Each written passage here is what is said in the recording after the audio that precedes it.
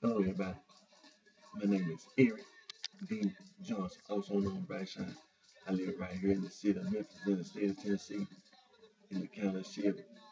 Date, early Sunday morning, November the 13th, 2016, time 4:01 a.m. First, I thank all my family, my support for your continued encouragement and support. I continue to keep myself employed right here in this Memphis tri-state area.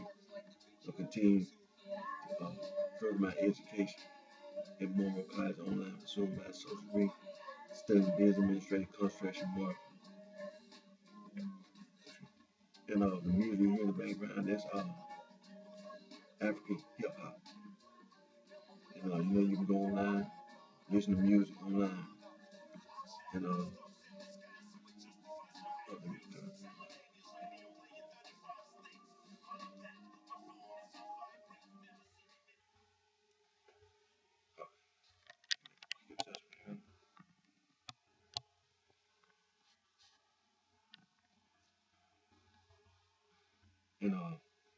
today's video, we're gonna continue talking about African traditional religion. African traditional religion is being taught in institutions of higher learning, colleges, universities in sub-Saharan Africa. You can earn a bachelor's degree, PhD, studying business. Studying African traditional religion. And where's sub-Saharan Africa? Well, let's look at a map.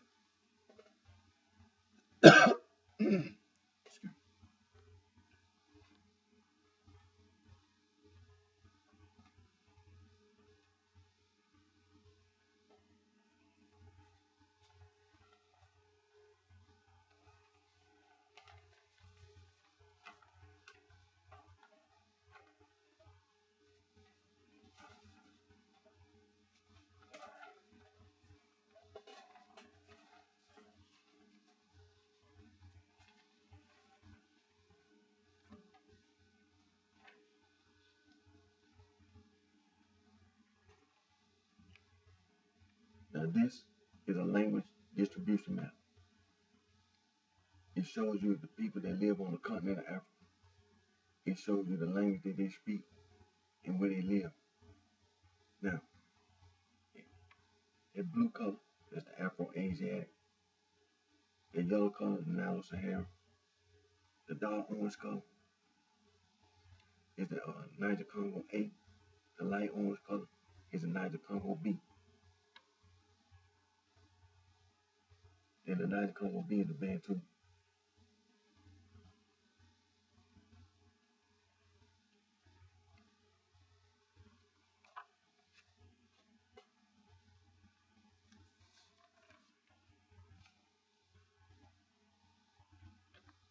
Now, this is the other half of the map, and it shows you on the side what the colors represent. It shows you that the blue color represents the Afro-Asiatic, the yellow color represents the Nilo-Sahara, the dark orange color represents the Niger-Congo A, the light orange color represents the Niger-Congo B, the Bantu. The green color, those are two groups of people. There's two groups of people. The Khoi or Kwe represent pastoralists. They are the pastoralists. The Sand people are the hunter-gatherers. Now, over there on the island of Madagascar, that purple lavender color, that's the Austronesians. Austronesians are the people that live in Indonesia. The people that live in Indonesia, they migrate from Indonesia. They settle and colonize the island of Madagascar. They are not the original inhabitants of the island of Madagascar.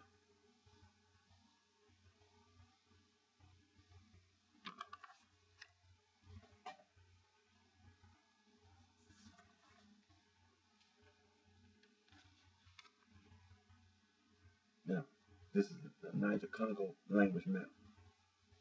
Now, when I printed this map off the copy, a little portion at the bottom, just a small portion, got cut out. Excuse me. says here the Niger Congo languages. The primary branches Volta, Congo. Your South Volta, Bantu. The Bantu beside Bantu. Your other East Benue Congo. Your West Benue Congo. And your Quake. Then your North Volta. Kru, Sanufo. Your Gur Volta languages. Your Adamawa, your Bunjian languages. Your other primary branches. Your Kordofan, your Mandi, your Atlantic, and right beneath the Atlantic, that's the Dogon.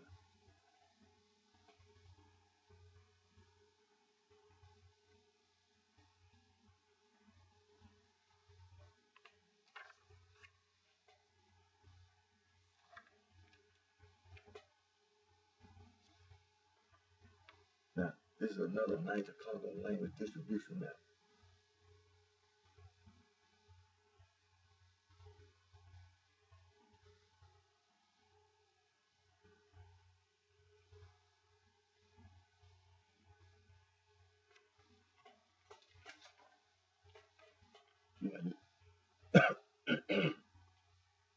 Excuse me. Your Atlantic branch, Bolo, and Fule, the Mandi, Bambare, Manika, Dayule, your Kru, your Gur, Moor language, your Kwe, Bali, Akan, Iwa, your Dogon, your Ajor, your Adamawa, your Bunjian language, Jabaye, Banda, and Zandi, your Kordofanians, your non-Bantu, Yaruba, and Igbo, your Bantu, Fang, Tiki, Lingale, Mongo, and Kundu, Congo, Choki, Lube, Luganda, Rwanda, Burundi, Sukume, Kikuyu, and your Bantu, Swahili, Makawe, and Yanje, Bembe, Shone, Tisange, Northern Soto, Zulu, Southern Soto, Kosa, Tiswane, and Dange, Mbundu. There are many other Niger Congo speaking groups of people that are not even listed on this map.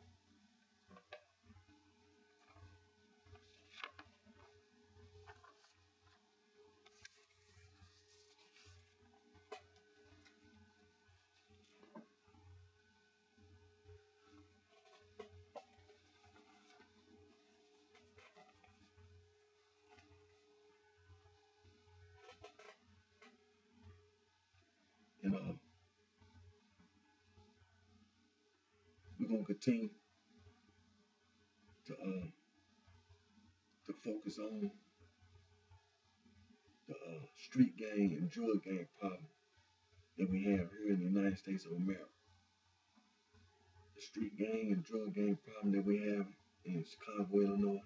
The street gang and drug gang problem that we have in Los Angeles, California, and all over the United States of America, and in Canada, in Mexico, in Central America, in South America, in the Caribbean, in Europe, in the Middle East, South Asia, Central Asia,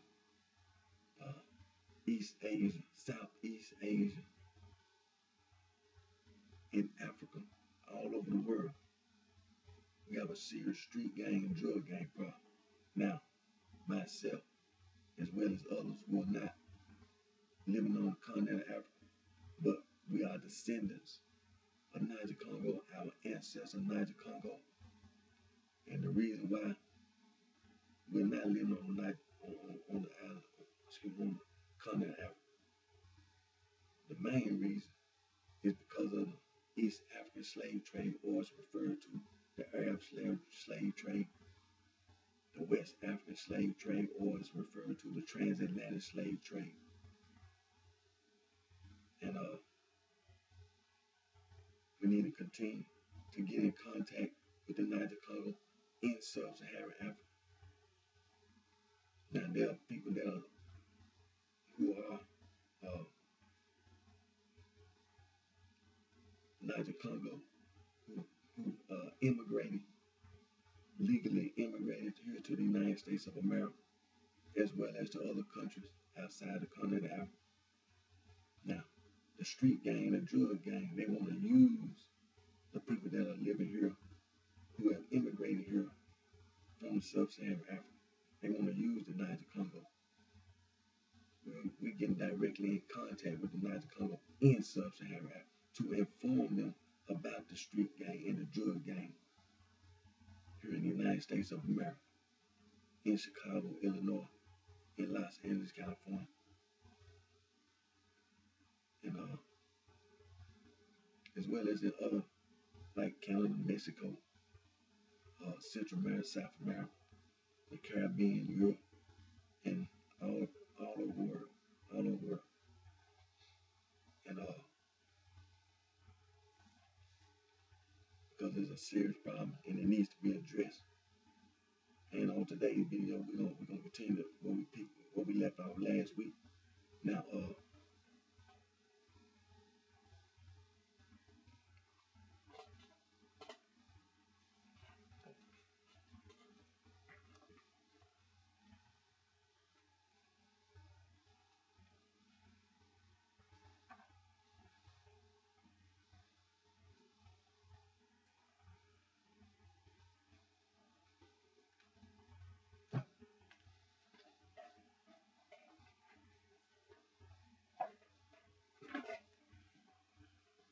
now we was talking about on our video last week.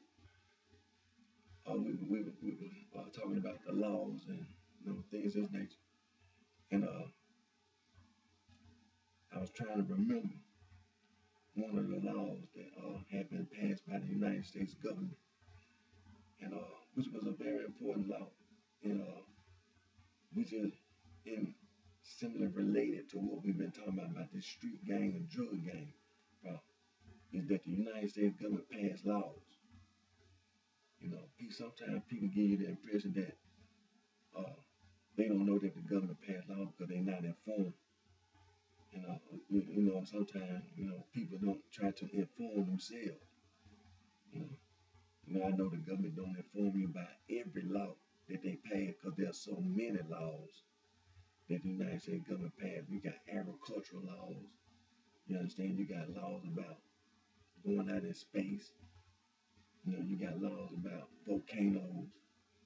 You got laws about the animals. You got laws about cloning. We got all kind of laws and on every different type of issue. The United States government passed laws every day, and they've been passing laws ever since this country has been a country. And like I said, I was trying to remember one of the laws that the United States government passed, and I went back and watched my video, and I remember. And then I wanted to make sure I didn't forget to go back and refer to what I was talking about and to inform me about what I was talking about.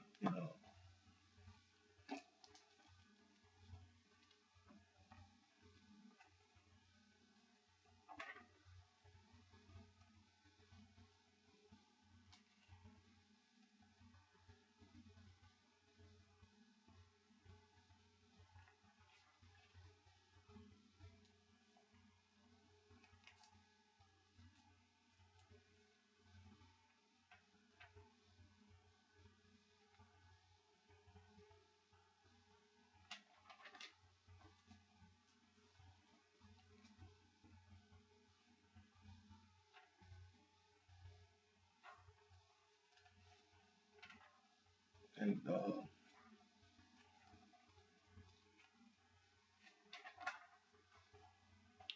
law that I was talking about, and to be honest with you, I had said it out of my mouth with the civil rights. We were talking about the civil rights law, the civil rights, and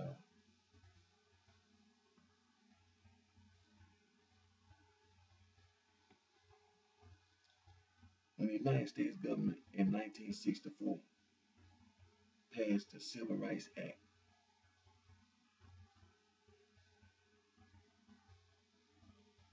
the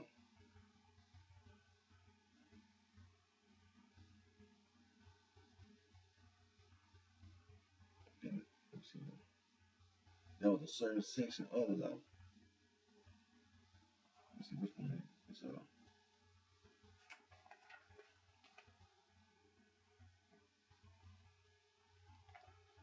It's Title 7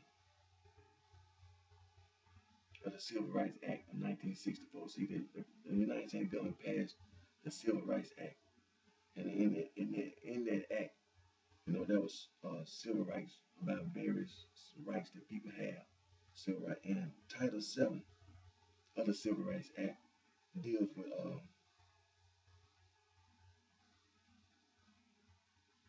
equal opportunities, on the job.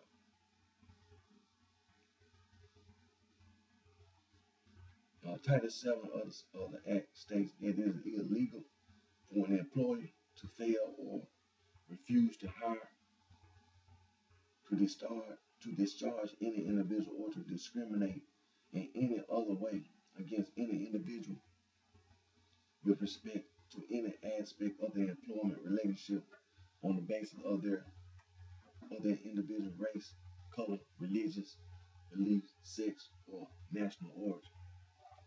And so, like I said, the United States government, they pass laws.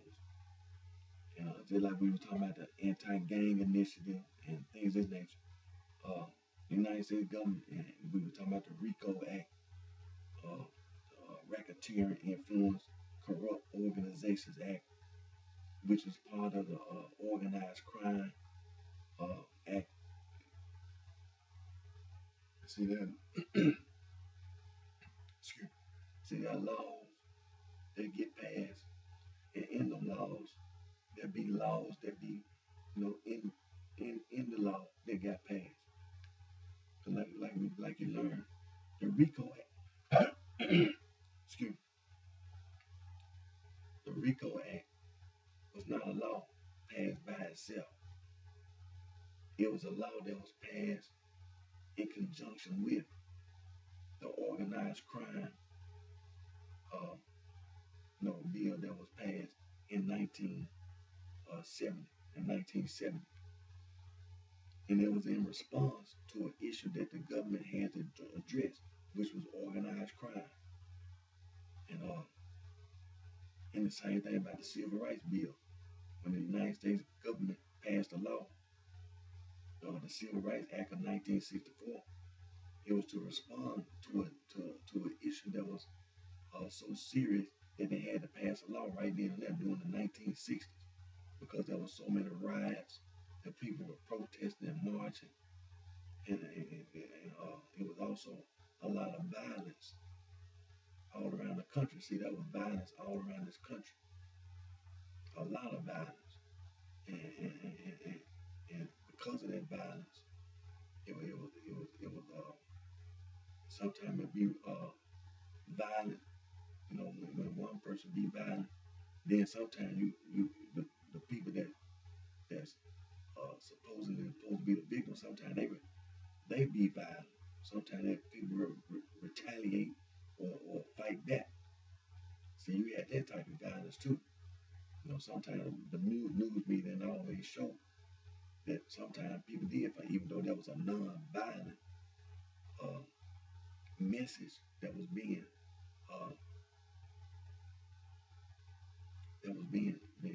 promoted, by the people who was alleged being victimized by the whites. But there was a attitude. There was also that message that people just didn't want to take being victimized, and they wanted to stand up for their rights, and that they wanted to fight back, and that was called the militant movement. But the government in 1964 had to respond to the issue that was so serious at that time that they had to pass a law in 1964. They had to pass a law in 1964. Something had to be done. If they didn't do something, it was just gonna get worse and worse till it was just gonna get out of control. And so they passed the 1964 Civil Rights Act. to address the civil rights issue. That was the main issue at that time. And so when we talk about the organized crime law, the Organized Crime Act that got passed in 1970, it was a serious issue. It had always been a serious issue because we're gonna deal with prohibition. And when we talk about when we was going back over the history of street gangs in here in America, the gang problem it was like it was more localized, but it was spreading. And how it got spread it was the Europeans who came over, and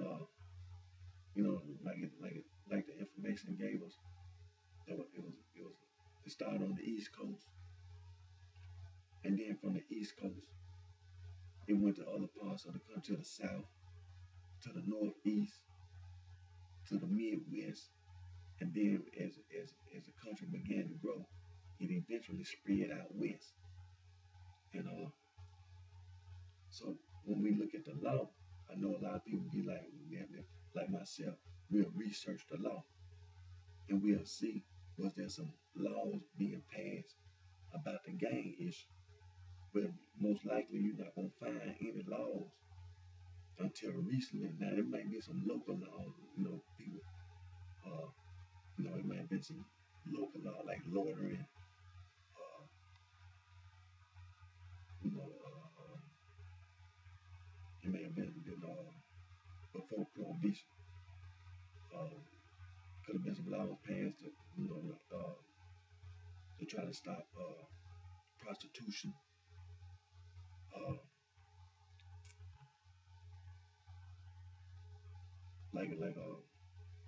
not just prostitution, but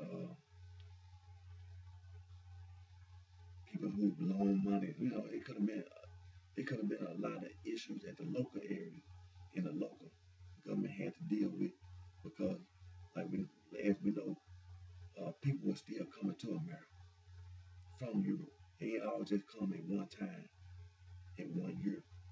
It was like a steady progression of people coming over from Europe. Because we know the African American population, because of slavery, had been brought over on slave ships. And after 1808, 1807, 1808, the United States federal government passed a law. They passed a law. There's no more slave ships coming from mainland Africa. No more slave ships could bring any more slaves to the United States of America. That's 1807, 1808 when it finally went into effect in 1808. But the law was passed, if I'm not mistaken, in 1807, and then I think it went into effect in 1808. But see, this is how the United States government had to deal with a lot of issues. Whatever the pressing issue was at that time, the United States government passed a law. Just, for instance, the Civil War. After the Civil War, the United States government passed a law, the Reconstruction Act. See, at that time, when we go back into the history of street gangs, there were gangs in America at that time. But it was not the most pressing issue at that time after the Civil War. The most pressing issue after the Civil War was Reconstruction, because the Civil War had tore the country apart. So they had to bring the country back together, and had to bring the United States government back together, because it was the North and the South. It had been the war, and the North won the war and had to rebuild the South. So at that time, the United States government passed a law, the Reconstruction Act, because at that time it was the most pressing issue.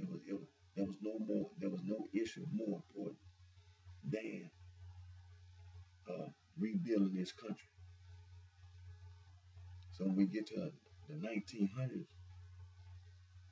you know, we had issues that were important. Uh, we said 1900, 1900, 1910. I had to go back in my history to see exactly what was the most pressing issue. And we know that that was a prohibition during the early 1900s became one of the biggest issues at that time. It wasn't organized crime or the gang, but it was the prohibition that became one of the biggest issues that the United States government had to pass an amendment. The United States government had to pass an amendment to prohibit alcohol being sold. Because see, at that time, at the 1900s, we refer back to the history of street gangs. See, this is the point that I've been making, is that when we look at the history of street gangs, we know that street gangs were in America. They came over, we look at the history of street gangs, we look at the early 1700s, before America even was a country. And when the American Revolution, there were gangs in America. But it was not the most pressing issue. You know, because when we research the law, and myself as well as others, when we research the law, we look to see when did the United States government start passing laws against the gangs, against organized crime. See, it took many, many years for it to really become a problem that they had to pass a law, that they had to pass a specific law at the federal level, state, and local government. See, that's the reason why when you research the law, you don't necessarily find a specific law that the federal government, state, or local government against organized crime, against gangs. But just like the prohibition law and also gambling, we're gonna address gambling. With the gang problem being on the East Coast and spreading to the South, to the Northeast, to the Midwest, and eventually out West, the government had to address the issue. But it all started at the local level. And like the history of street gangs showed that, like I said, it started locally. But the street gangs were not as organized, and they was not as big. They were just local, you know, at the local clubs before prohibition. You had you might have, you had people who was working, and you had people that lived in the neighborhoods, certain neighborhoods, and things in nature. And you may have people that did things for protection. You understand? See, that was what this gang was doing. It was mostly about protection. And when the immigrants were coming to America,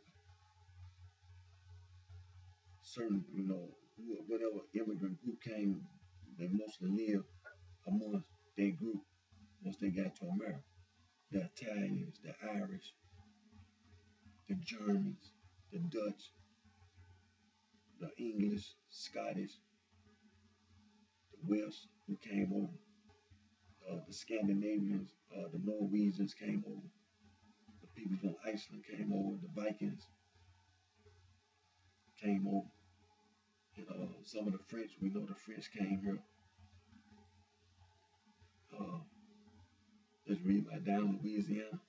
You had the French, because the French came to America, and the Spanish, the Italians.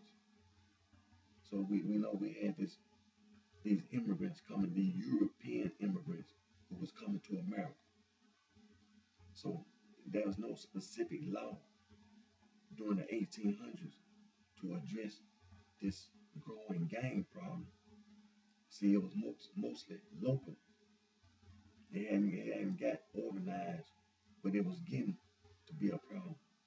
but it hadn't got to be a problem where the federal government had to pass a law. It was mostly a local problem. Wherever city, like New York City, when you had all the immigrants coming to New York City, then quite naturally, when you live in that city, it'll be a problem in New York City. But if you go somewhere else in America, you know, like go down south during the early 1900s, the problem that the city of New York had, see, down south, you like Memphis, Tennessee, during the early 1900s, the problem that you had in New York, you're not having down here in Memphis, Tennessee. See, because the immigrants didn't come to Memphis. The first place they came was Ellis Island in New York. So in New York and surrounding, New Jersey, surrounding areas, because people were living in that area, and then sometimes people leave New York and then they'll spread out. But when it comes to law, the United States government didn't pass any law at that time about organized crime or street gangs. And so that's really why when we on my previous video, we was talking about the law. And that's really why I was making reference to the United States government passing laws such as the Civil Rights Act of 1964. And then that same act, the 1964 Act, the United States government passed another law in 1990.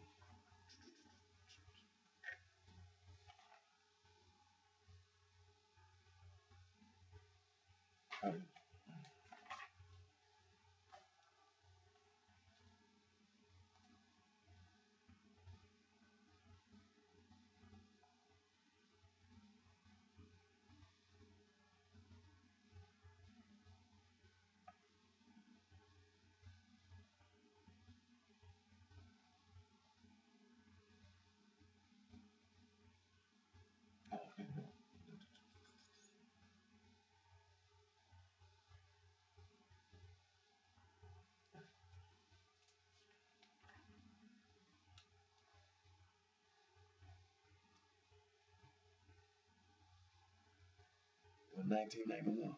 It was 1991. The Civil Rights Act, the same Civil Rights Act.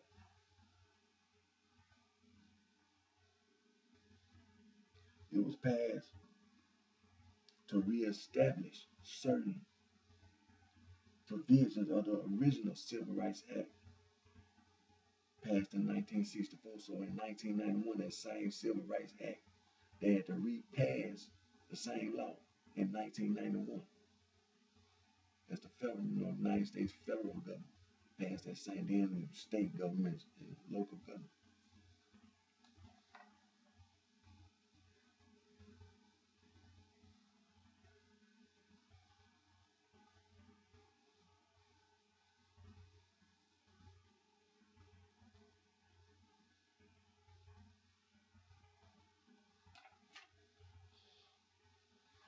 Okay, then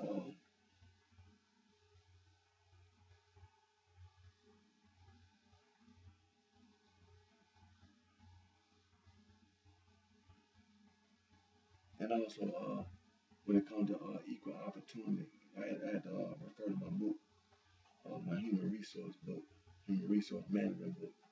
I had to be reminded that when we talk about the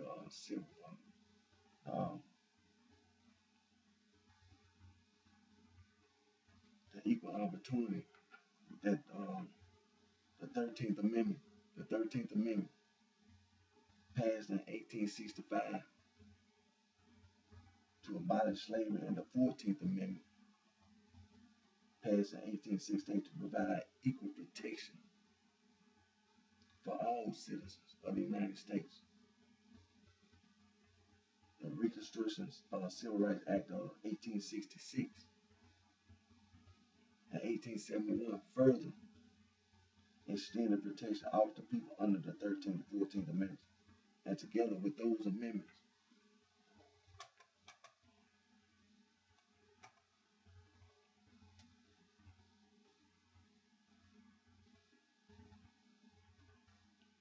it said together with those amendments,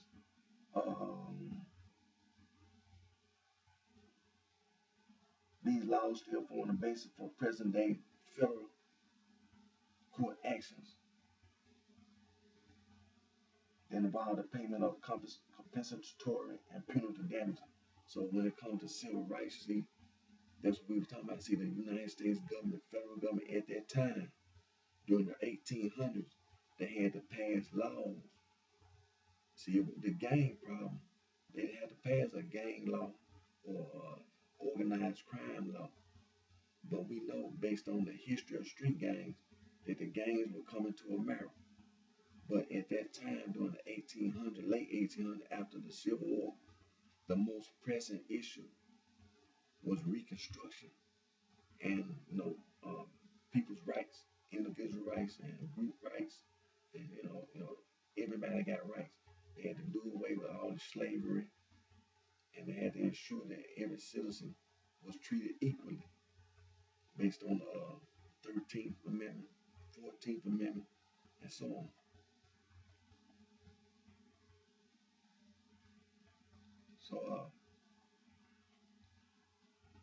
So what we're gonna do now? We're gonna look at the prohibition. Prohibition.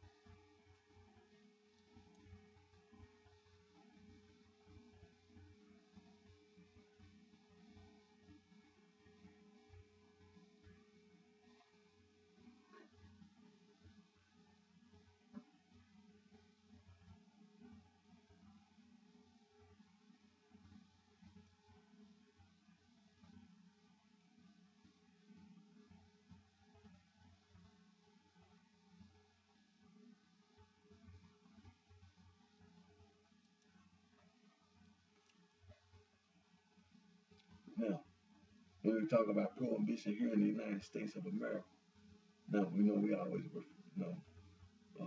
I refer to Wikipedia a lot because it's a reference. Now, we talking about prohibition, the law during the early 1900s, and the reason why we're referring to the law is in relation to organized crime and the street gang, the drug gang, and about the United States government passing laws.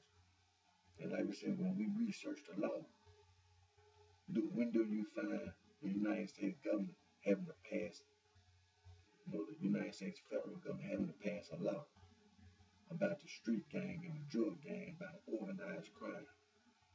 See, and we're gonna deal with gambling too. If we don't deal with the gambling on today's video, on my next video, we're gonna address gambling. But today we're gonna deal with the prohibition. And prohibition was a nationwide constitutional ban on the production, importation, transportation, and sale of alcoholic beverages that remained in place from 1920 to 1933. It was promoted by the Dry Crusaders, a movement led by rural Protestants and social progressives in the Prohibition, Democratic, and Republican parties. Now, it gained a national grassroots base through the Women's Christian Temperance Union. After 1900, it was coordinated by the Anti-Saloon League. Prohibition was mandated in state after state Then finally nationwide under the 18th Amendment to the United States Constitution in 1920. Enabling legislation known as the Volstead Act set down the rules for enforcing a ban that defined the types of alcoholic beverages that were prohibited. For example, religious use of wine were allowed, private ownership and consumption of alcohol were not made illegal under federal law.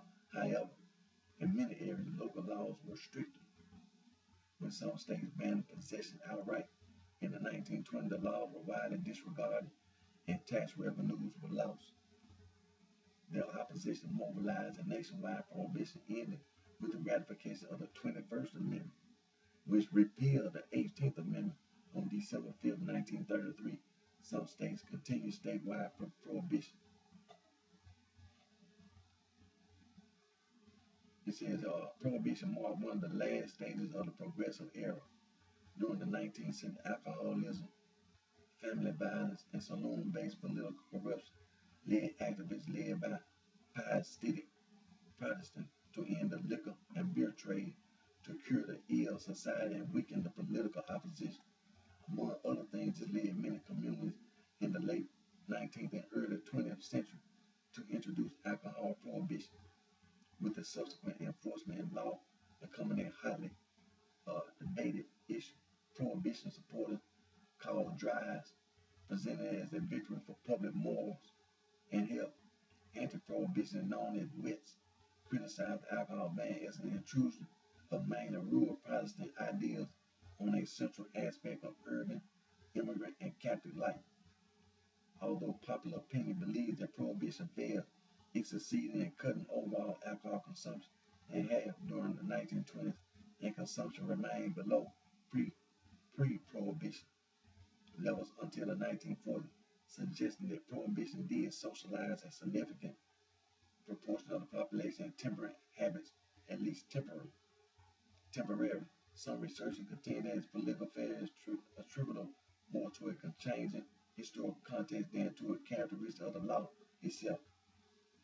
Criticism remains that prohibition led to unintended consequences such as the growth of urban crime organization and its century of prohibition influenced legislation. As an experiment, it lost supporters every year and lost tax revenue that governments needed when the Great Depression began in 1929.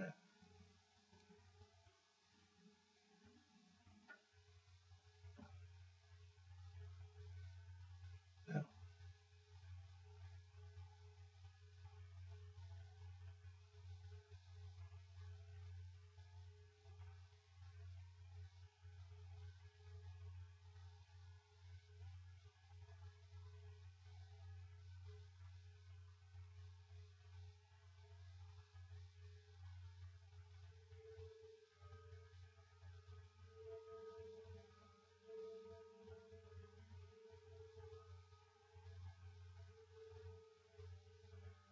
let me see here.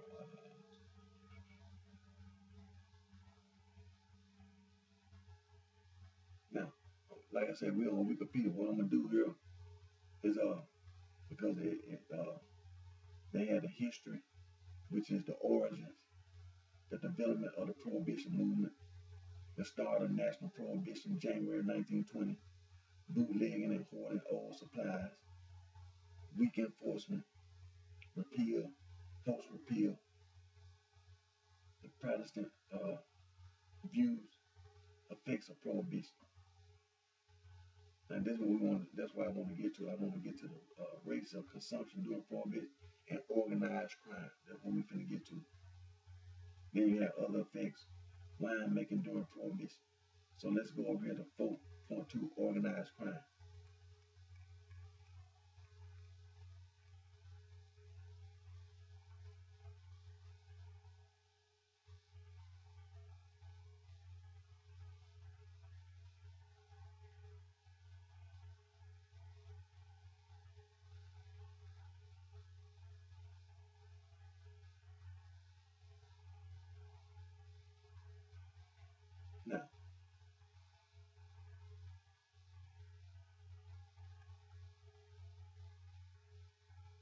Now, where it says here organized crime, it says organized crime received a major boost from prohibition. That's what we want to deal with. See, this is what we want to talk about. We want to deal with the street gang and the drug gang. We want to deal with organized crime. And when you see, when you go back to the history of street gangs and when you see how the immigrants came over, they were low skilled workers and they didn't have many skills. So how did the street gang, how did the street gang get to become organized crime? See, they started out with just being, some people that came over and the little stuff that they did, like vandalism, like busting window, or some kind of pickpockets. Somebody stole somebody's purse, somebody stole somebody's wallet. They did small petty crimes. You understand? Got into a fight. You understand? Get into a fist fight out there on the street. Then they get into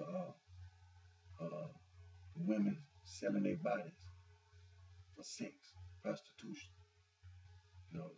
It's when you deal with the street gang, the drug gang, when you deal with organized crime, you have to look at what's the economic base for the organized crime in the street gang. So when we deal with prohibition, see, this is how the gang went from being the gang to organized crime.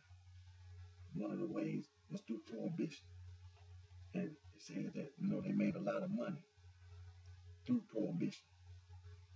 The mafia groups limited their activities to prostitution and gambling and theft until 1920, when organized bootlegging emerged in response to prohibition, a profitable, often violent black market for alcohol flourished. Prohibition provided a financial basis. This is what we're dealing with. See, the United States government, when they passed the Prohibition Act, at that time, the organized crime was the major problem. So they didn't pass an organized crime law in 1900s. They passed the Prohibition Act, passed an amendment to the Constitution. See, this is what you have to understand. This is what a young person has to understand about what you see today, the street gang and the drug gang here in the United States of America, in Chicago, Illinois, in Los Angeles, California. The financial basis for the street gang to become organized crime back in the early 1900s, prohibition gave a major boost to the street gang. See, they went from being stealing purses, stealing wallets, you understand, or going into the convenience store and stealing some candy, or stealing some meat, or during the 1900s, times were tough during the Great Depression. So the street gang, the organized crime became organized crime, but that was before prohibition. See, like I said, it was gambling. You might have some guys out there playing cards, throwing dice. Gambling was one of those ways that street gang became organized crime, through gambling. But then when prohibition came along, the federal government passed a law. It was the federal government, not the local government. This is what you need to remember. The federal government passed a law. And when they passed the Prohibition Act, did they pass an organized crime law? No, they didn't. Because at that time, organized crime wasn't a problem, but alcohol was a problem. So they passed a law. So the federal government passed a law.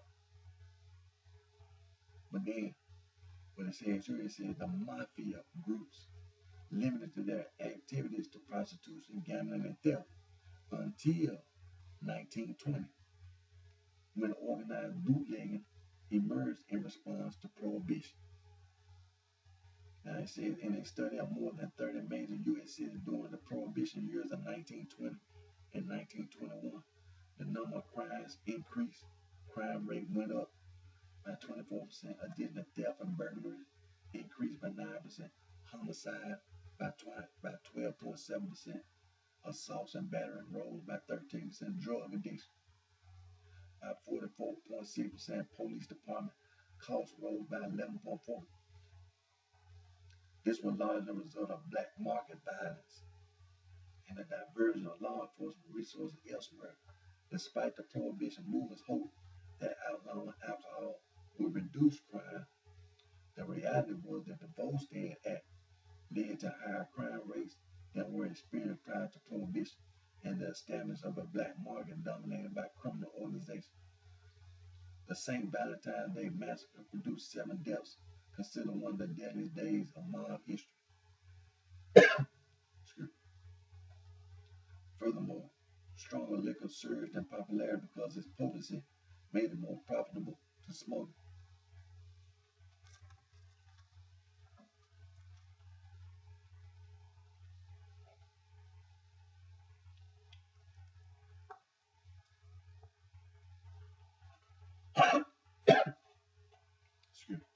It says stronger liquor surged in popularity because its potency made it more profitable to smoke. To prevent bootleggers from using industrial ethyl alcohol to produce illegal beverages, the federal government ordered the poisoning of industrial alcohols. In response, bootleggers hired chemists who successfully renatured the alcohol to make it drinkable. As a response, the Treasury Department required manufacturers to add more deadly poisons, including the particularly deadly methyl alcohol. New York City medical examiners prominently opposed these products because of the danger to human life. As many as 10,000 people died from drinking denatured alcohol before Prohibition ended. New York City medical examiner Charles Norris believed the government took responsibility for murder when they knew the poison was not deterring people, and they continued to poison industrial alcohol, which would be used in drinking alcohol anyway. Norris remarked the government knows it is not stopping drinking by putting poison in alcohol, yet it continues to poison, but it continues its poisoning process. Heedless of the fact that people determined to drink are daily absorbing that poison. Knowing this to be true, the United States government must be charged with the moral responsibility for the deaths that poison liquor causes, although it cannot be held legally responsible. Another lethal substance that was often substituted for alcohol was canned heat, also commonly known as sterno. Forcing the substance through a makeshift lip fitter, such as a handkerchief, created a rough liquor substitute. However, the result was poisonous. Though not often lethal, many of those who were poisoned as a result united to sue the government for reparation after the end of Prohibition. Making alcohol at home was very common during Prohibition. It says stores sold grape concentrate with warning labels that listed the steps that should be avoided to prevent the juice from fermenting into wine. Some drugstores sold medical wine with around a 22% alcohol content. In order to justify the sale, the wine was given a medicinal taste. Home distilled hard liquor was called bathtub gin. In northern cities and moonshine in rural areas of Virginia, Kentucky, North Carolina, South Carolina, Georgia, and Tennessee, home brewing good liquor was easier than brewing good beer. Since selling privately distilled alcohol was illegal and bypassed government taxation, law enforcement officers relentlessly pursued manufacturers and response. Bootleggers modified their cars and trucks by enhancing the engines and suspension to make faster vehicles. That they presumed would improve their chance of outrunning and escaping agents of Bureau of Prohibition, commonly called revenue agents or revenuers.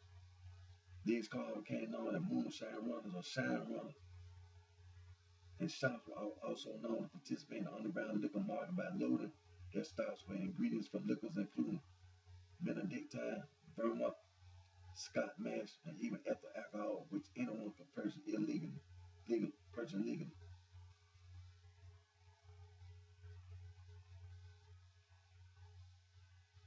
It says that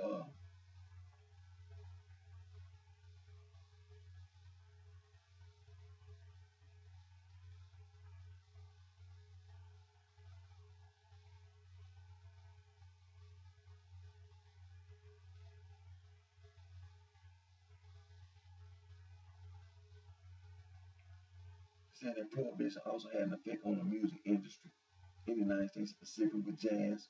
Speakeasy became very popular in the Great Depression. Migratory effect led to the dispersal of jazz music from New Orleans and went north through Chicago into New York. This led to the development of different styles in different cities. Its popularity and speakeasy and the emergence of advanced recording technology, jazz popularity skyrocketed.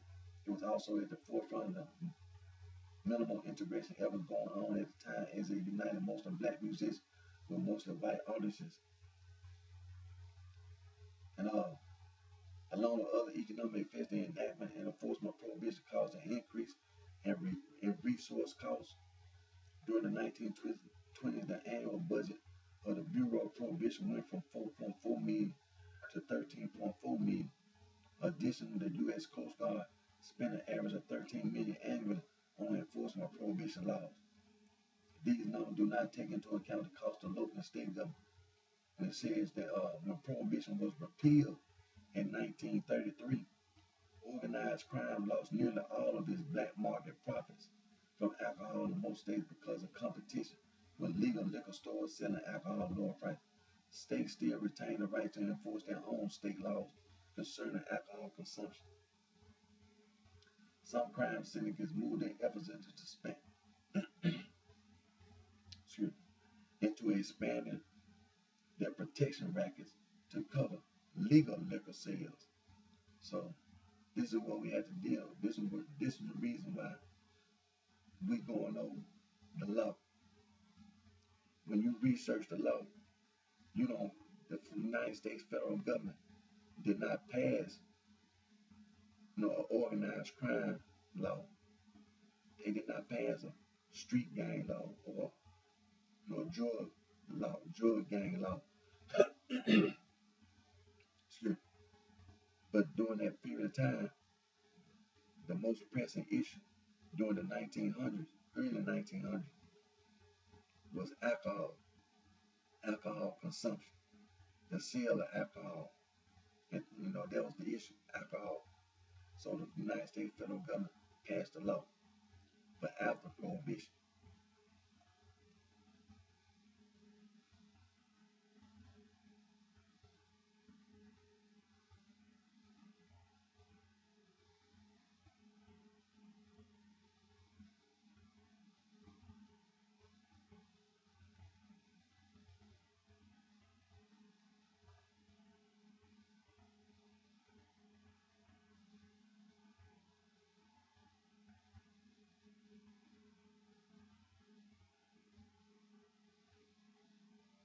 Okay.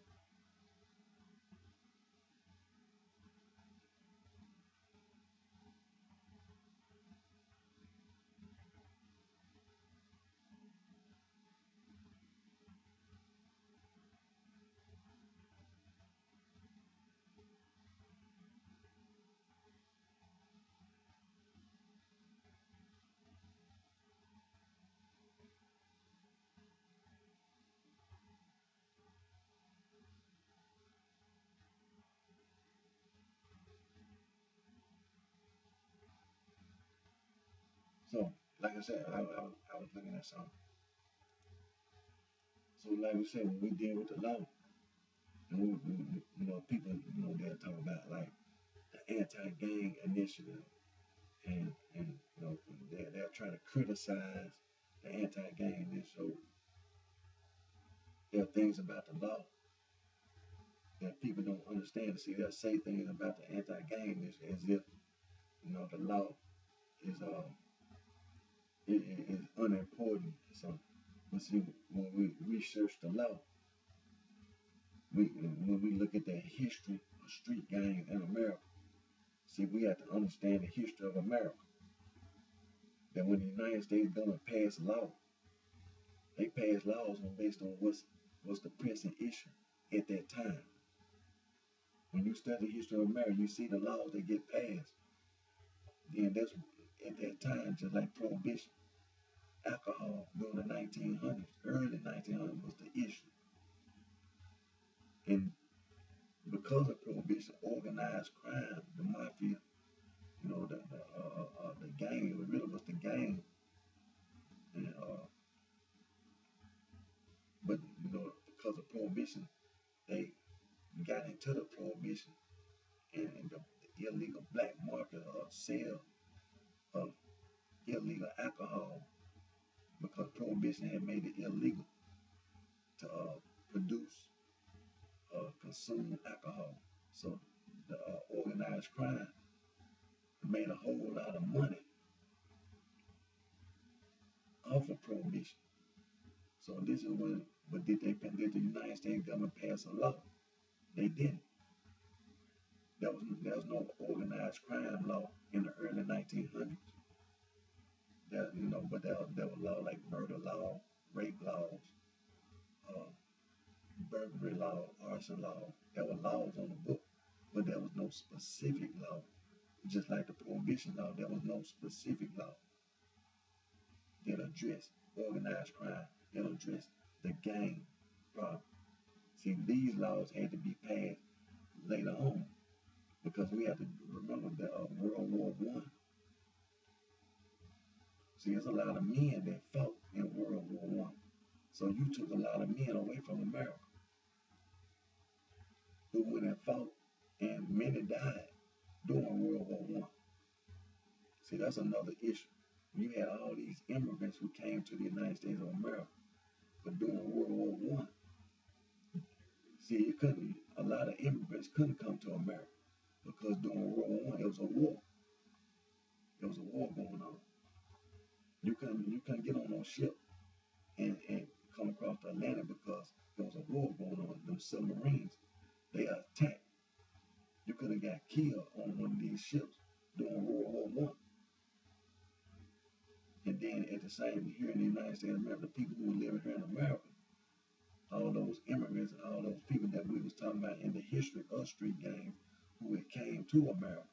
See, many of those men were drafted into the military, and many of those men died. So after World War I, you had another wave of immigrants who came to America before World War II. After World War I and before World War II, you had some immigrants came over to America. Then World War II started, and then you had all those immigrants again. You had all those people in Europe who was fighting the war again, so couldn't no immigrants come to America because there was a war. And then all the immigrants who had already came to America, who lived in America, those men were drafted into the military, and many of those men fought in the war for the United States of America. Many of those men died in the war.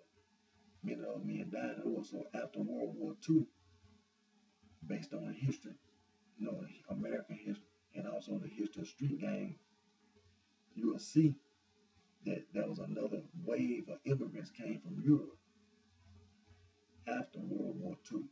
After World War II, you had another wave of European immigrants who came to America. And then we started having this issue about organized crime. See, it was an issue already being an issue. But we had the war. You had World War I. You had World War II. So at that time, you see that the most pressing issue at that time, see, after World War I ended in the early 1900s. World War II really started in 1939, 38, 39, when Adolf Hitler, Germany, attacked Poland. The United States, we did not enter the war until the Japanese attacked on Pearl Harbor in 1941. on December 7, 1940. That's when the United States government officially declared war on Japan. See, this is another effect. So when it comes to organized crime was already becoming a problem in the United States. They was becoming a problem in many cities. But at that time, the most important issue at that time was the war. Because see, the prohibition had got repealed in 1933. So in between all that, World War I was over. World War I was over. So now you have World War II finna come. And see, this is very important about the law, about the street gang and the drug gang, and about organized crime, and about the federal government passing a law. You don't find no organized crime law because at that time, in 1940, 1930, the most pressing issue at that time was the war. See, the United States government already was watching Germany. Adolf Hitler, after World War I, came into power in Germany. You had governments around the world that were building military. The Japanese, they were building a military. The Germans were building a military. The Russians, they were building their military. You had all these different governments. They were all spending their national, gross domestic product, which means all their resources. Instead of going to schools, hospitals, they were spending all their resources on building the military. That's what I'm talking about. The gross domestic product, all your financial resources, all the taxes that all the government revenue, all the money in the treasury was going to building the military. And all this was being done after World War I. See, this is very important. See, when you study history, this is very important about the street gang and about organized crime and about the law. There were certain events that was taking place all around the world. Just like when we talk about the immigrants. See, this is a very important fact about history. World War I prevented immigrants from leaving Europe and being able to come to America because there was a war. And the only way you can get over here, if you tried to, all those immigrants couldn't get on the airplane. All those immigrants coming from Europe, the majority of them, they would get on a ship. They would get on a ship and they would come across. But during World War I, they had submarines. See, you couldn't get on those ships and come across the land because the submarines would attack those ships, and they would attack the ships, they would sink. So see, this was an important issue about the gang coming to America. And that was during World War I. After World War I, that's when the United States government passed the Prohibition Act about alcohol. But see, the gang became organized through gambling and prostitution and theft. They would steal stuff like bank robberies. See, that's something that the organized crime did a lot. They robbed the bank. You watch these old movies. You see the gang. They were going there and rob the bank. The banks were being robbed all the time. Every time you look around, but what it was organized crime. The gang was becoming more organized. See, they had guns. That was another way that the gang became organized. They sell guns and bullets. So, see, when you study history, see, this is very important about the law. And when we talk about the anti-gang initiative, and when we talk about the RICO Act, see, people be saying things about the law, but see, it's not that the United States government didn't want to do anything about it at that time, but they had to deal with the pressing issue at that time. During the early 1900s, we know that based on the history of street gang, there was a gang problem. It was a gang problem. It was already a gang problem in New York City. It was already a problem and then it started going on the East Coast. But during the early 1900s, the biggest problem was alcohol. And one of the ways they wanted to address the gang problem was to outlaw alcohol, stop the consumption of alcohol, because alcoholism was becoming a problem, domestic violence was becoming a problem. So the politicians felt that the one of the best ways that we could address the problem is to outlaw alcohol. So prohibition was in a sense early, it was an early answer to organized crime and the street gang. But what ended up happening is that the organized crime, you understand, it based on the illegal sale of the alcohol, the profits that the organized crime made it difficult for the United States government, federal, state, and local government to control the gang and organized crime. So when the United States government was in the process of trying to deal with organized crime and the gang, you had another issue that was coming after World War I, which was World War II was finna start. Because after World War I, you had all these European people, some people being punished. Based on history, we know that the Germans and whoever were allies with the Germans, the other countries punished them. They were punished. And the way they were being punished, they were making them pay money back to the country that they attacked. That's what they were making them pay money back to the countries that they attacked and countries that they that was affected by World War I. And the people in Germany didn't like it.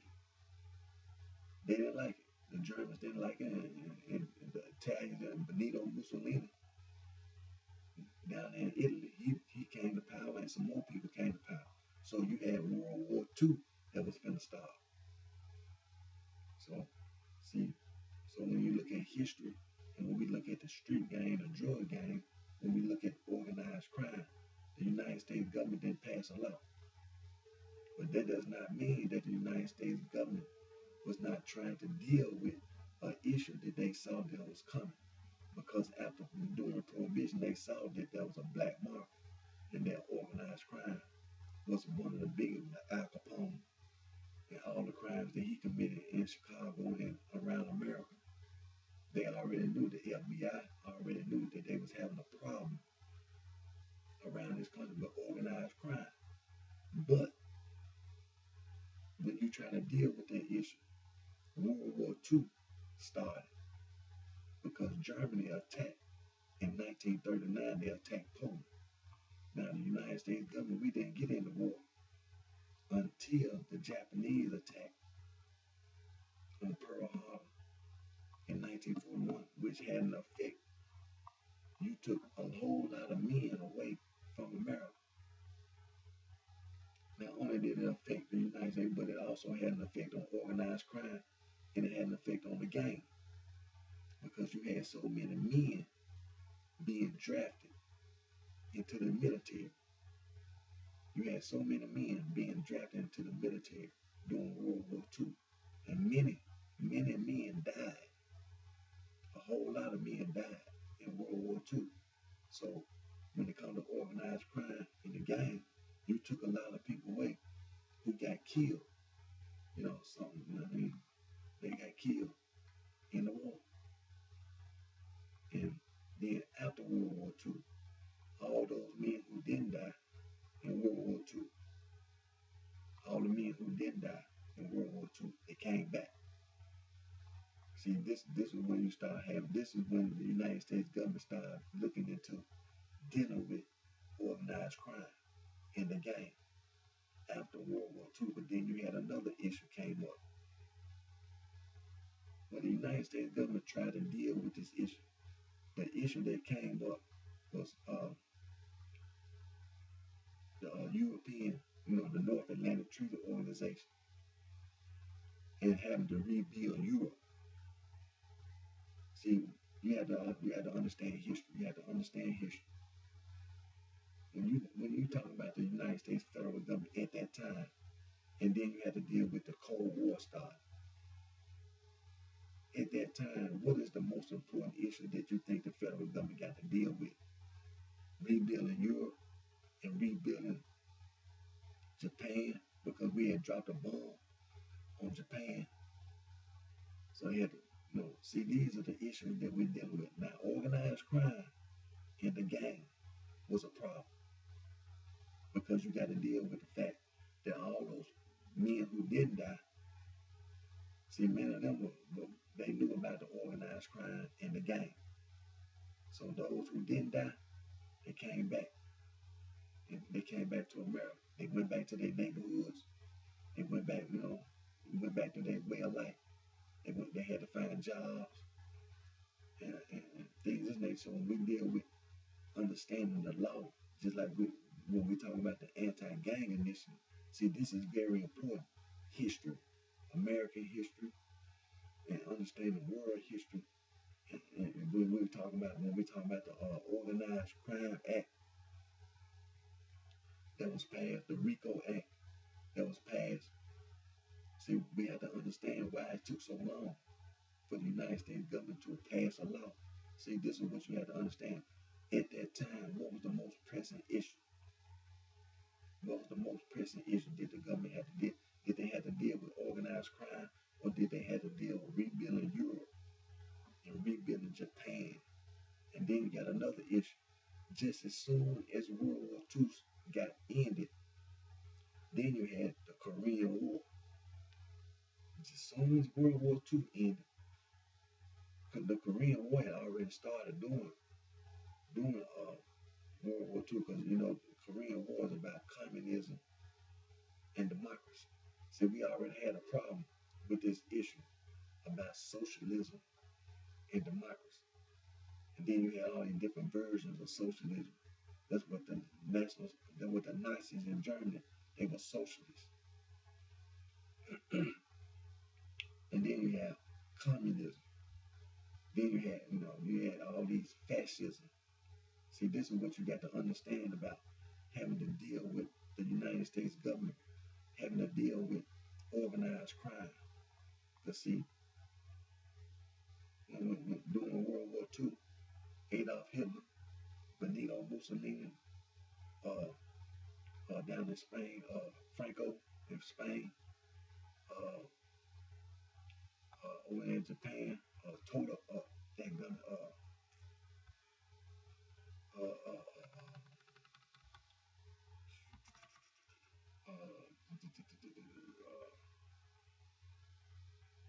Tojo,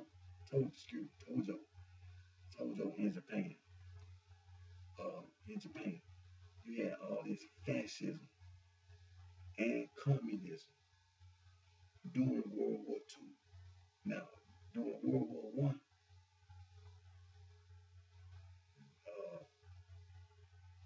they knew about it. I just say like this.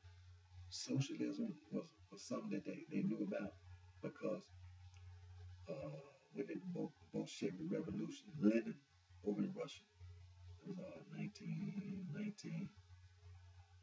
If I ain't mistaken, I think it was 1919 when the Russians over there, when Lenin took over, the Bolshevik Revolution over in Russia, when they overthrew the monarchy in Russia. That was in 1919. And then it became the USSR. And then after Lenin, some more people came up. Joseph Stalin came in power. So see, this is the reason why we're going over this, because people gonna be, when did the United States government try to address this problem? They've been trying to address the problem. Don't think that the organized crime been getting away for so long. But you got to understand history. You had World War One, you had World War Two, and then after World War Two, you had the Korean War start. So there again, those men that came back from World War Two, then you had another group of 18-year-olds who were drafted. Now some of them men were still in the military. Now some men stayed in the military, made a career, and they stayed in the military, and then they went and fought in Korea, and then they ended up dying. Some of them died in Korea, in the Korean War. Many men came back from World War II and made it back alive. They stayed in the military, and then the Korean War started. And when the Korean War started, some of them men went over there and went to Korea. They didn't come back. They died. But then you also had another thing about the draft. See, the draft drafted a lot of 18-year-olds into the military. So there again, when it comes to organized crime, the government, the U.S. government took a lot of young kids off the street, 18-year-old, 19-year-old, 20-year-old, and they put them in the military, Army, Navy, Air Force, Marines. They put them in the military and they end up going to Korea. Or if they didn't go to Korea, they end up going to Europe because the World War II was over. They end up going to Japan, serving over there because World War II was over and we needed our troops. There was a lot of men that needed to be, in the military because after World War II, you had to rebuild Europe and you had to rebuild Japan, and then you had another problem, China. After World War II, the communists took over China. That's another reason why we had the problem in Korea. The Chinese became communists. The communists took over China. And when the communists took over China, North Korea being close to China, China, the Chinese influenced North Korea, and North Korea attacked South Korea. So that's how one of the bases for the Korean War. But when we talk about the organized crime and the street gang here in America, see, every time there's a war, instead of leaving these young men on the street to be part of organized crime, they end up getting drafted by the military, the Army, Navy, Air Force, Marine. They end up going to Korea. World War II was over. And if they ain't go to Korea, they end up in Europe. They end up in Japan, serving in the military, which is important when we study, the law. See, the United States government at that time, I know a lot of people you be like, when did the United States government pass a law? When did it become so important? We got a law. See, you got to understand. See, this is what we got to understand, especially for a young person that's listening, that the United States government, see, it's not the only issue that we had to deal with. So at that time, during World War II, that was the most important issue, not organized crime. It was because you took so many men away that organized crime couldn't really be a problem at that time because so many men were being drafted into the military. A lot of them didn't come back. See, a lot of men died. See, this is what a young person had to always understand about passing a law. When the United States government passed a law at that time, what was most important? Was it organized crime? Was it the street gang? Or was war? See, World War II was so important that was you look at all the laws that got passed about World War II. When the Japanese attacked Pearl Harbor, see, that was the most important issue. There was nothing else to be brought up. We got to deal with World War II. Now we in the war.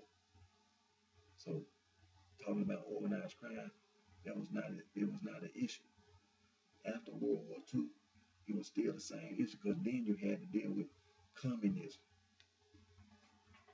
See, this is what we had to understand. See, when we talk about the anti-gang initiative. See, people try to criticize the law, but see, you don't have no business criticizing the law. See, the law is right. The law is right, but see, it took time for things to, for the law to have to get done, to get passed, because we have to understand history. Now, when we talk about the Korean War lasted about what, 5 years.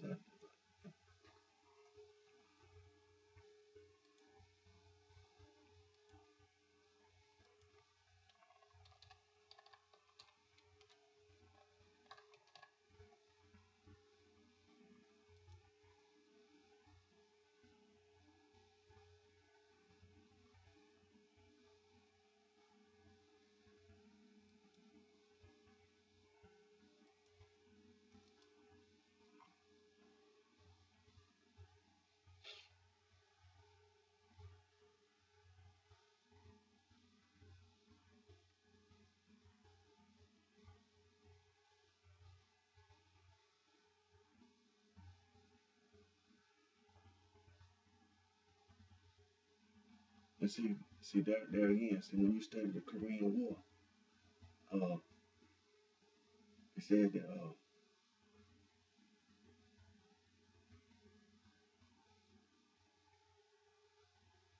from June 1950 to July 1953, that's when the war started. But they said, but you understand, Korea is that the Japanese had been ruling Korea, the whole Korea, from 1910 until the close of World War II. And then during World War II, being that the Russians were allies at that time during World War II, were allies with the United States, the Soviet Union declared war on Japan and liberated Korea north of the 38th parallel. Now, the United States government moved in the South. We had troops.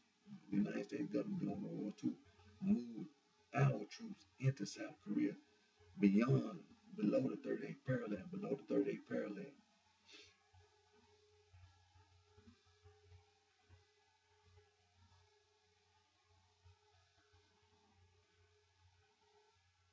Now,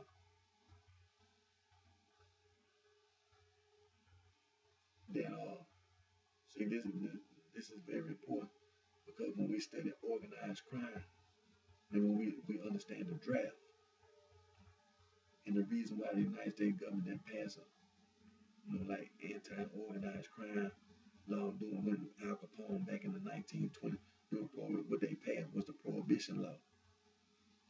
Organized crime had not become such a big problem that they had to pass a federal law. The problem at that time was alcoholism, and the effects of alcohol.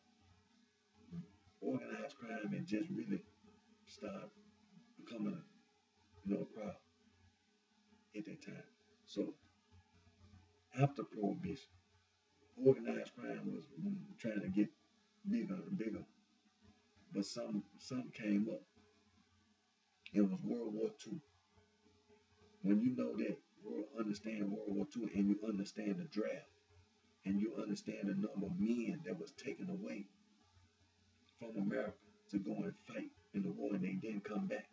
Many didn't come back, and some that did come back, they didn't come back like they left. Some came back with they lost an arm, they lost a leg. They came back disabled. They were disabled veterans. Now some veterans, a lot of veterans came back. They made it through the war, and this had an effect on organized crime. Is when you see all the men that didn't come back who died, and then you see all the men who came back who were disabled, and then you see all the men who came back who were not disabled. See, and then you understand that during World War II you had the Korean situation, and then you had the Cold War. communism was becoming a problem. See, this is the reason why we're talking about passing a law and what's the most important issue at the time.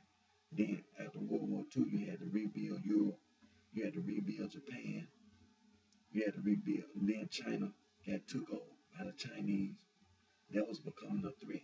See, in this country, you had to understand what that means.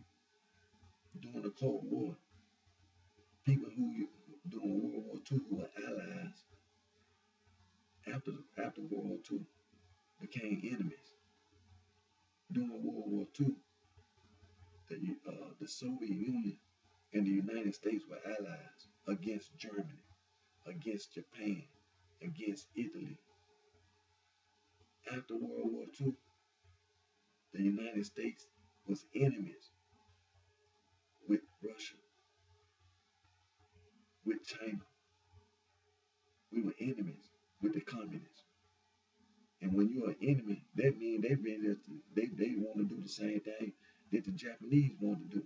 They want to attack America. So when the United States got to deal with passing a law, there again, what at that time, after World War II, what was the most important issue? It wasn't organized crime. It was keeping America safe. And we had to, we had to draft.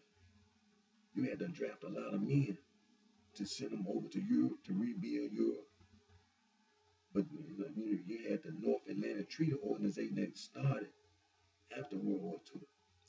And then you had the Soviet Union. Then the Soviet Union started taking over, just like Germany, for instance. See, this is very important for a lot of young people to understand. Why did the United States government didn't pass a, for instance, during Prohibition when Al Capone started getting bigger. But see, you had to understand what was important. Organized crime didn't pose that much of a threat to America as alcohol did. Alcohol during that period of time was a major problem because of alcoholism. So they tried to address that problem by banning alcohol. The profits, the money that organized crime got was not it, but the federal government did address that issue. They went after a lot of the organized crime, put them in jail. They either killed a lot of the people on the streets. See, that's one thing you have to understand about the law. See, law enforcement, they either kill the mafia, or they end up being put in jail. And that was one way to deal. So when we understand the law after World War II, you got to deal with the United States and communism. The people that we was allies with, now they're enemies. Now they want to attack. They want to do the same thing that the Japanese did. They want to attack America. They want us to be communists. See, that became a problem. That was the biggest problem after World War II was communism. And we as a government, we as a nation had to defend this country and our allies from a communist threat. So when it comes to passing a law, organized crime and the gang was not that much of a problem. The draft had an effect on organized crime. The draft took a lot of men away. It took a lot of, when organized crime tried to recruit, when the gang tried to recruit, communism was a problem for organized crime too. You have to remember this, that when you try to influence somebody to listen to what you say, this is what organized crime had to deal with, just like the United States government had to deal with, being influenced by the communists. See, that's another thing that, see, this is the reason why organized crime really couldn't be a threat, because you had people in America who were being influenced not by organized crime, but they were being influenced by communism. They were being influenced by socialism. See, that was something that got a lot of people, even on the college campus, that socialism, communism was being understood and being accepted by many in America. And then you had the United States government, McCarthyism. I know a lot of young people, you probably heard of the McCarthy, the Red Scare, where the United States government was going around trying to find who was a communist in America. They was going after entertainers. They were trying all around the country. They were trying. So when it comes to organized crime in the street gang, whatever the organized crime, whatever the street gang was trying, teaching them on the street, you had another influence that was coming from the Soviet Union, coming from China, coming from Europe and around the world, and their influence was socialism. And when you say socialism, you have Marxism, and you have communism, and you have Mao Zedong, Maoism over in China. But see, that became an influence. And see, this is the reason why the United States government didn't pass a law, because after World War II, that was the most important issue, was trying to fight communism. And then you had, after the Korean War, what was next? After the Korean War, you had another war. You had the Vietnam War. See, there again, organized crime. Organized crime was doing things that was illegal. But we had to still see that at that time, then you have to understand something else. Another issue that was coming up during the 1950s after World War II was desegregation. This is the reason why the United States government passed a law. When they passed a law about desegregating the military, the United States government, that was the most pressing issue. What to do about this problem? You got all these African Americans in the United States, they're coming back from the war. They're coming back from the war. All these African Americans that were drafted and they fought even during World War I. It was becoming an issue. It was becoming an issue. All these African Americans coming back from the war, fighting for America, and risking their lives and dying, and then come back to America and don't even have the right to drink water from a water fountain. See, all these issues was coming up. It was becoming a problem even during the 50s. It was becoming, civil rights was becoming an issue. It was becoming a major issue in America. When you talk about communism and socialism, see, this is what the politician knew was going to become a problem. Is the influence in the African American community of socialism and communism.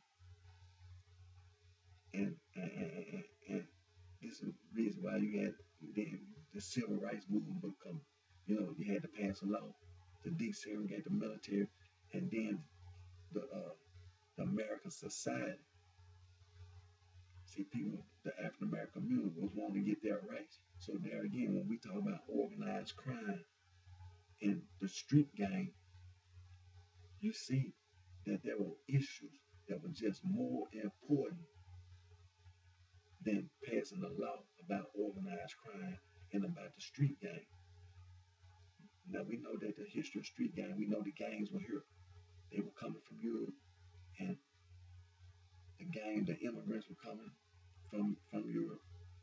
After World War II, the immigrants were coming. You see all those Jews coming who persecuted during World War II. And when they liberated those concentration camps in Poland and all over Eastern Europe from the Germans, all those Jews came to America. All those immigrant Jews came to America. Now, a lot of them went to Israel, but a lot of those Jews, they came to America. And see, we know about the Jewish mob. See, the Jewish mob came over. See, you was talking about the concentration camp and all that, but the Jewish mob came over after World War II. And the Jewish mob went down left the concentration camp, and they went to Europe. I mean, they went to Israel. But did the United States government pass an organized crime, act? No, they didn't. Because look at all the issues. Look at all the other issues that were just far more important to deal with. Then you had Vietnam that was coming. Vietnam was coming, and once Vietnam got started, it didn't end until the 70s, the 1970s.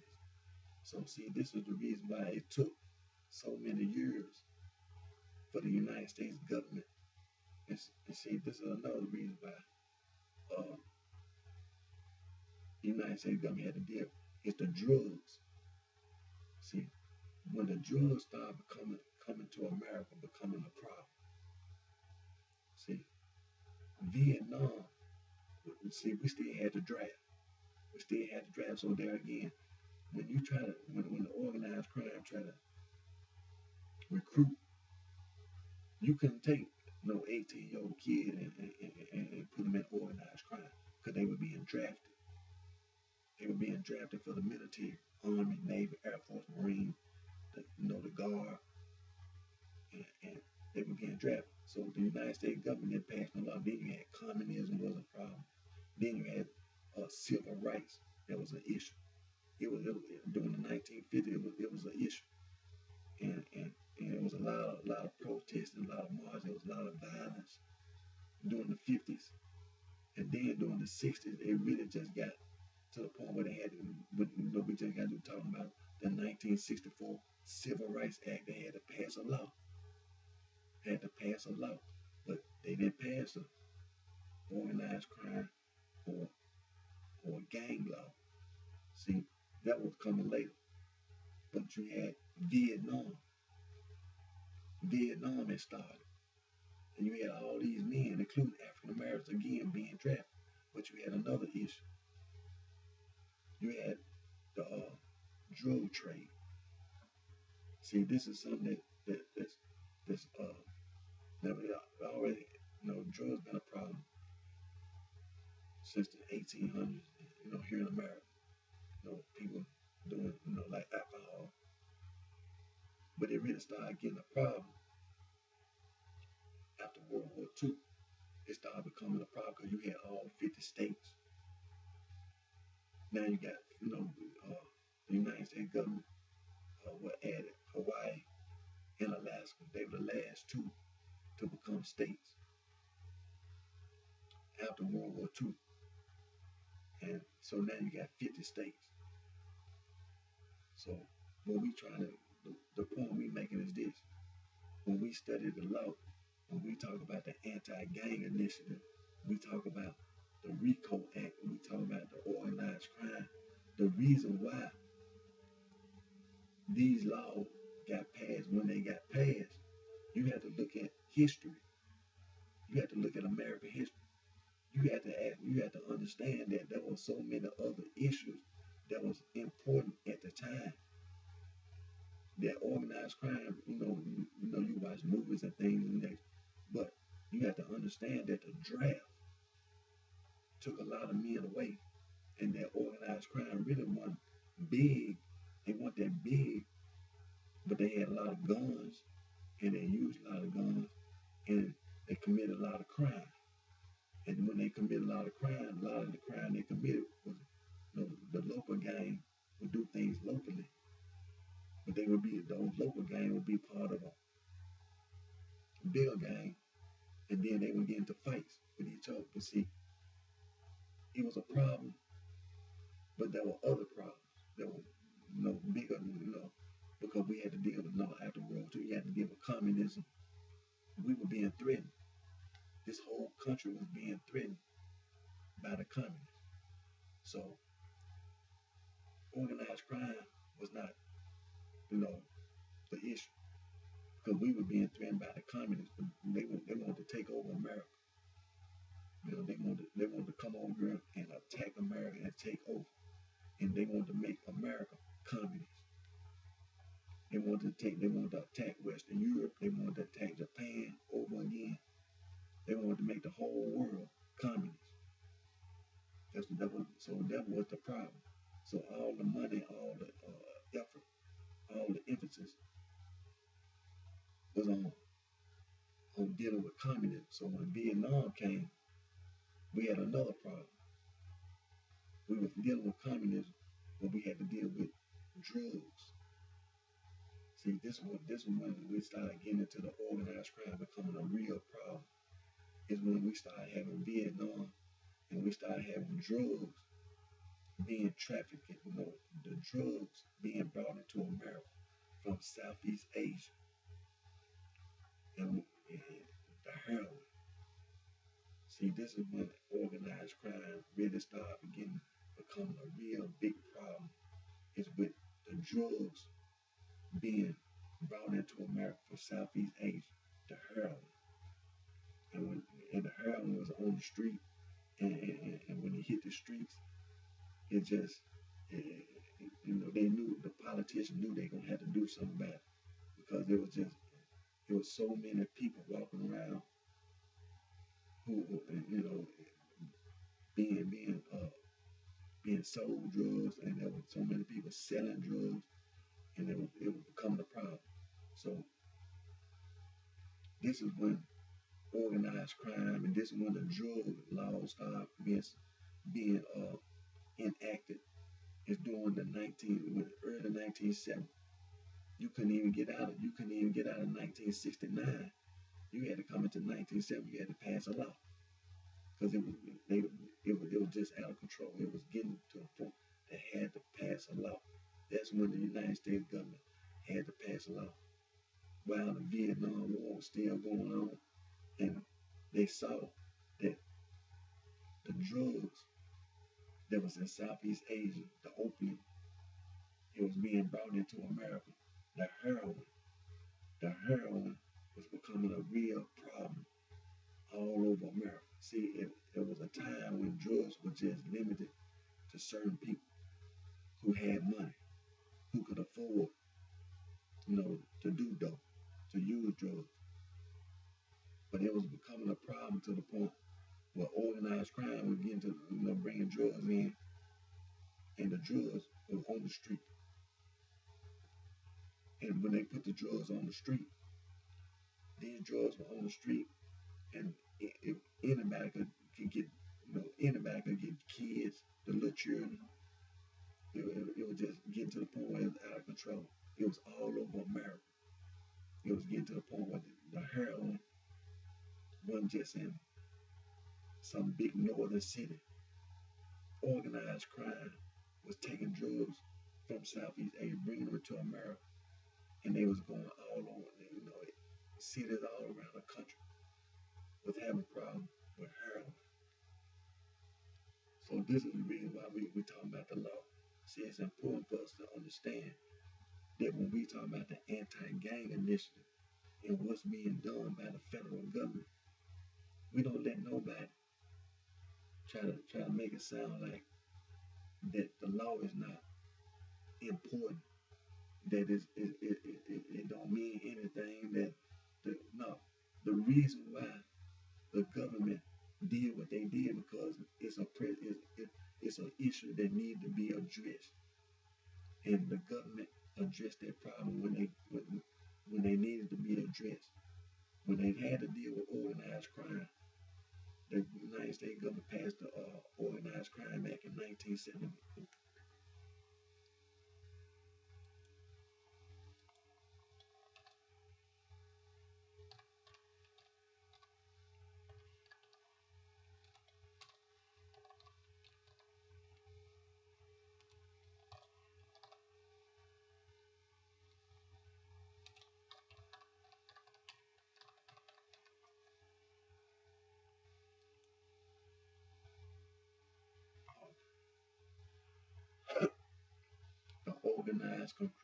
The Organized Crime Control Act.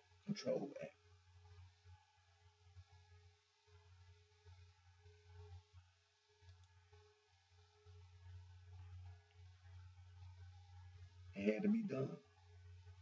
And it was done in 1970. And it says that it says Screw. And see, it started, the act was the product of two sets of hearings in the city. The select committee, excuse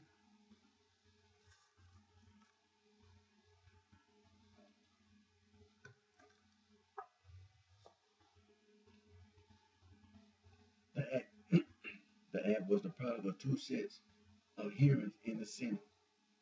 The Select Committee on Improper Activities in Labor and Management hearing of 1957 and 1959, and the McClellan hearings of 1962, 1964. See, they was already, the United States government was already trying to do something about organized crime, but you have to always understand that at that time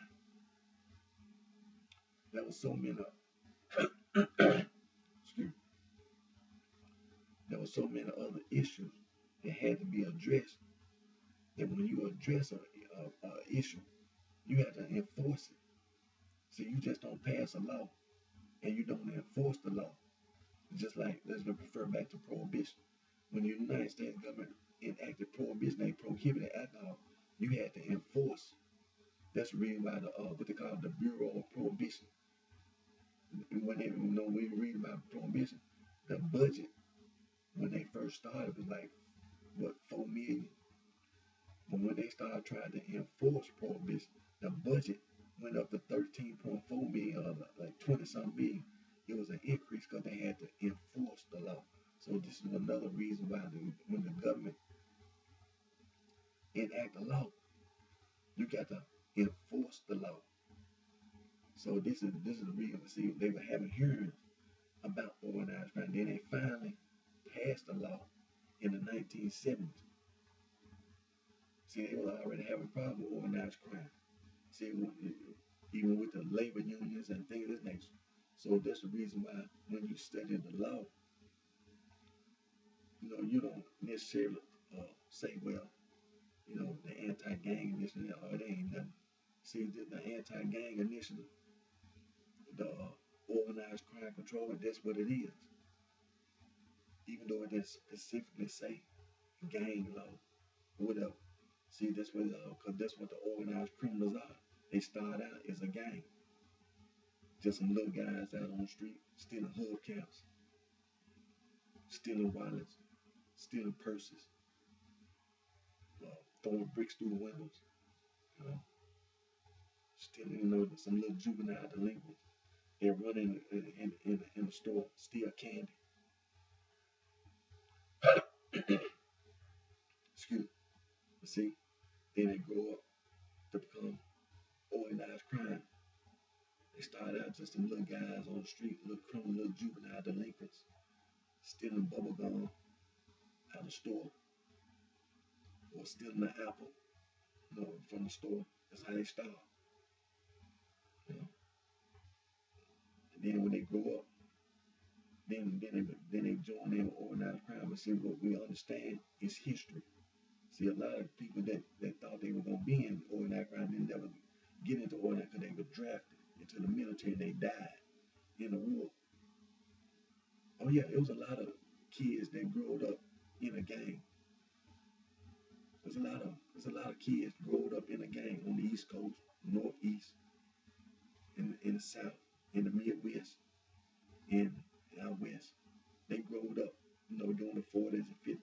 They knew about gang. They knew about organized crime. It's a possibility they may have wanted to be a part, but during the war, they got drafted. See, a lot of them got drafted into the military. See, a lot of them got killed. A lot of them got disabled. See? And so, when it comes to organized crime, trying to have all these people, that's wanting to be part of organized crime. See, the U.S. military took a lot of people away from organized crime. And so,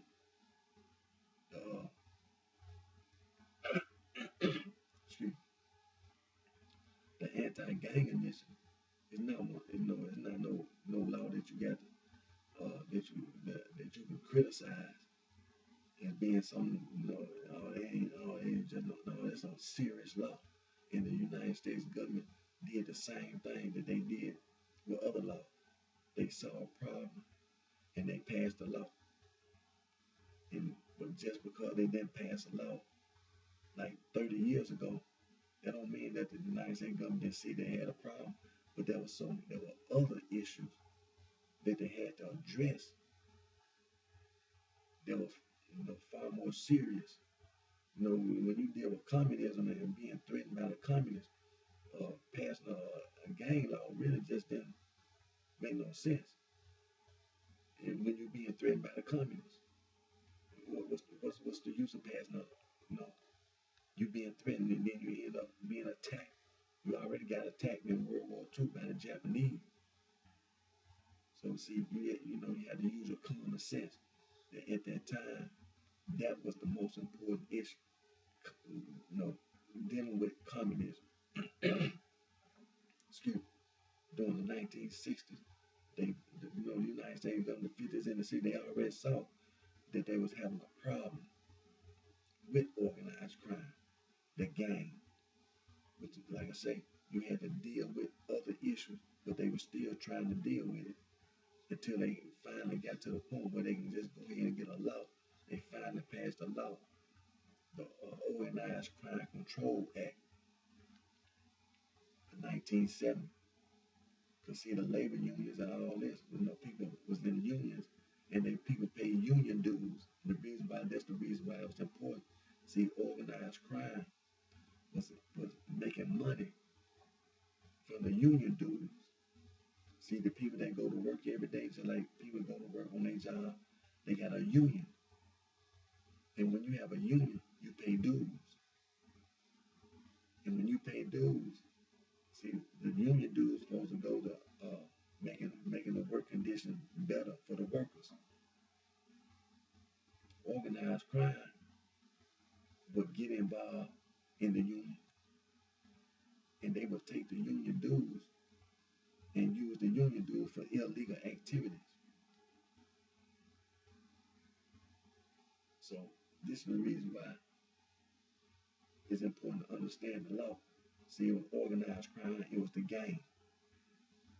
And the U.S. government was trying to do something about the gang, about organized crime. Then, so when you understand, when they say the Organized Crime Control Act, that's the gang. That's the organized crime. They was already trying to do something about it. When you understand prohibition, see, the people who started the prohibition may not have been looked at as being organized crime. But don't ever say that those people, they saying that they were Puritans and they didn't want to drink alcohol no more. Alcohol's already around. And a lot of people who came over who were European were gangs. Gang, mob. So when you try to deal with that, see that there again, it may not be called the gang law or organized crime law, but it's still prohibition. Then after prohibition, you had all these other issues. And then the Organized Control Act, and then part of that act created the Racketeer Influence and Corrupt Organizations Act during the 1970s. So see, the United States government was dealing with the gang and with organized crime, the mob.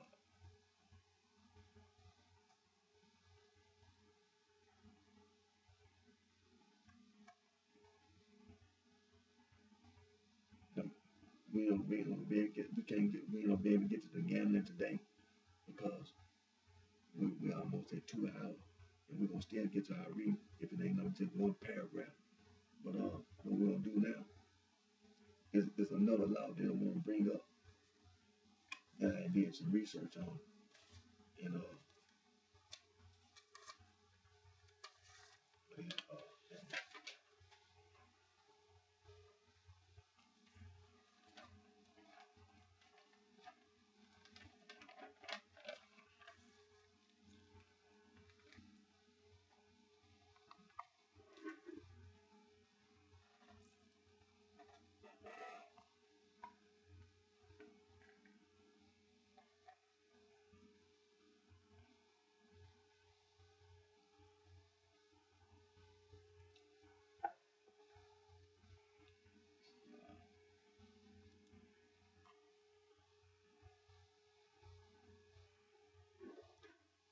Now, everybody that's listening, you familiar with the United States Attorney General, the federal Attorney General.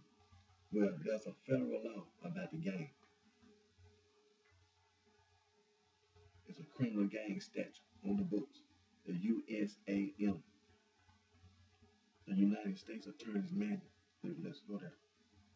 Let's see. www. Okay, www. Dot justice.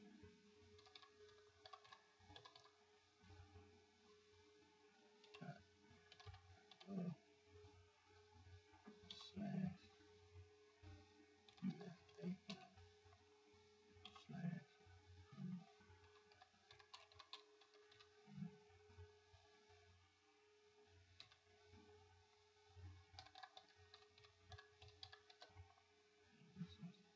dot mac dot 7 slash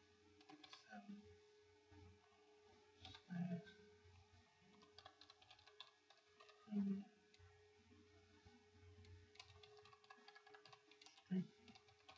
street gangs statute.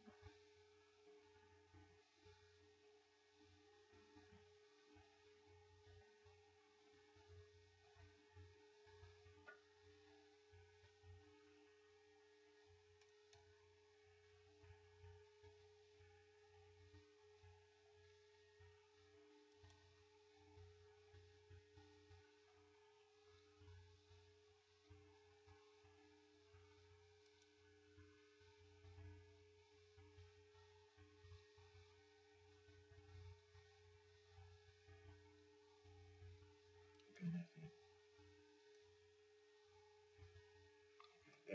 That's it. Okay, that's it. Now, when you go to the office of the United States Attorney, there's a law on the books. It's 1457. It's the Criminal Street Gang Statute. 18U dot S Code 521. It's the United States Office of United States Attorney. It's the Criminal Street Gang Statute. It's the only gang or gang-related statute which is not discussed in other sections of the United States Attorney's Manual. Is 18U.S.C.521, the Criminal Street Gang Statute, which was enacted as part of the Violent Crime Control and Law Enforcement Act of 1994. The department views this statute as a penalty enhancement, not a substantive offense. A sample penalty enhancement for information pleaded is found in this manual at 1458. The statute requires, among other things, proof that the defendant participated in a criminal street gang with knowledge its members engaged or have engaged in a continuous series of offenses, and that the defendant intends to promote or further the gang's felonious activities or maintain or increase his position in the gang. Given these knowledge and intent requirements, 521 has proven to be a difficult statute to apply successfully to defendants. In fact, the criminal division is aware of only one statutes in the first 20 months of its existence. Legislation is expected to be proposed in Congress in 1997 to amend the statute. Section 521 provides for a penalty enhancement of up to 10 years. The sentencing guidelines were subsequently amended effective November 1st, 1995. Section 5K218 provides that the defendant is subject to an enhancement standard under 18 U.S.C. 521 pertaining to criminal street gang, and upward departure may be warranted. Now, let me see, there's another one.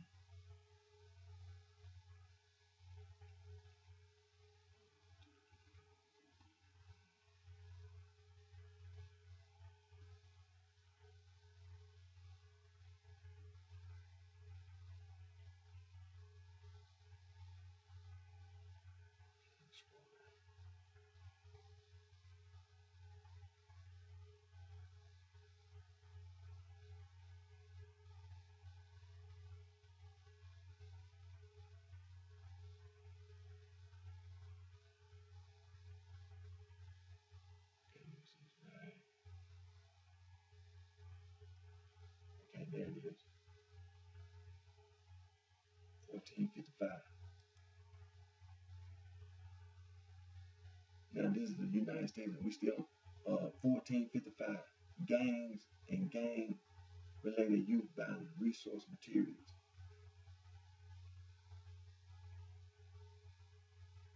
And substantive discussions of the statute that may be used in gang cases are found elsewhere in the United States Attorney Manual. And then it gives you all these laws, like the organized crime and racketeering offenses, include RICO, and you can scroll down: firearms offenses, explosive offenses, bank robbery, kidnapping, such as prison offenses.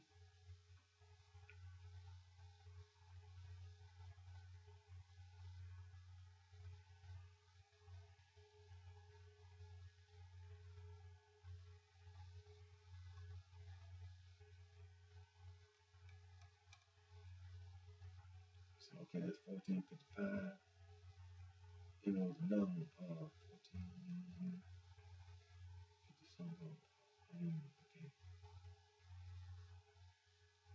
Then you got 1456, which is gang migration, intelligence sharing. And then you had, we just did 1457. 1457 was the criminal street gang statute.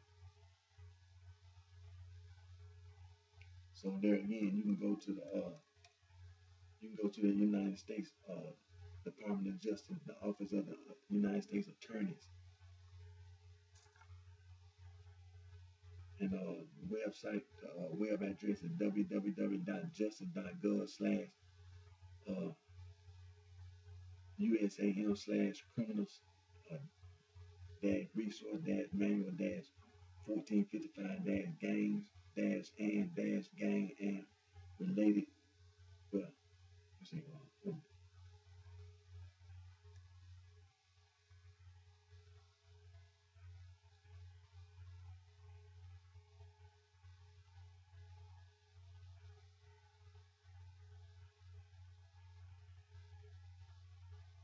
You can just the U.S. Attorney's Manual. Go to the United States Attorney's Manual, the United States Department of Justice, Office of the United States Attorney, and then you'll see the statute, the criminal street gang statute.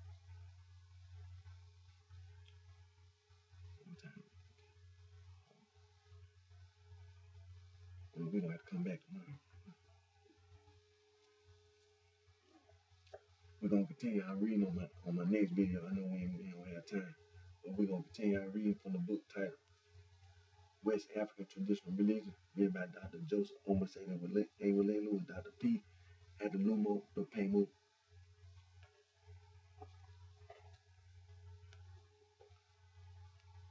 Book titled African Traditional Religion and Definition, written by Dr. E. Baloja Idowu.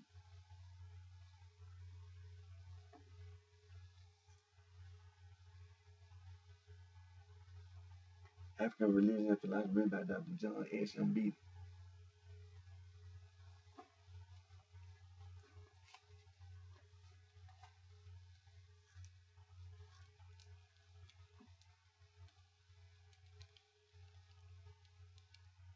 Concepts of God in Africa written by Dr. John S. Beatty.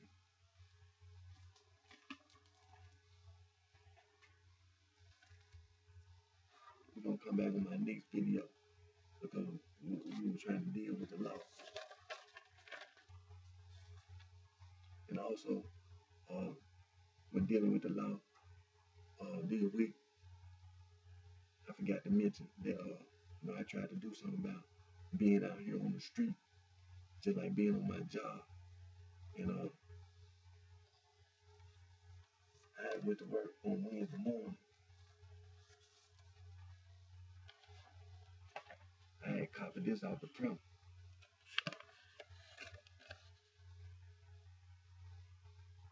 See, I had copied this off the printer. See, this is the federal law. This is the Comprehensive Anti-Gang Initiative. This is the federal law. See, the federal government passed the law. So I went to work Wednesday morning, and I took this with me, and I went to the break room, and on the break room door, I went and got a tape gun, got some tape, and I taped this on the door. So the supervisor went around there and took it down off the door and said, "Look, you can't just put stuff on the door like that." But when the human resource manager get here, I asked him, can you put that up there? So I said, okay, well, when the human resource manager get here, just ask her, can I put that on the door? So when the human resource manager got there,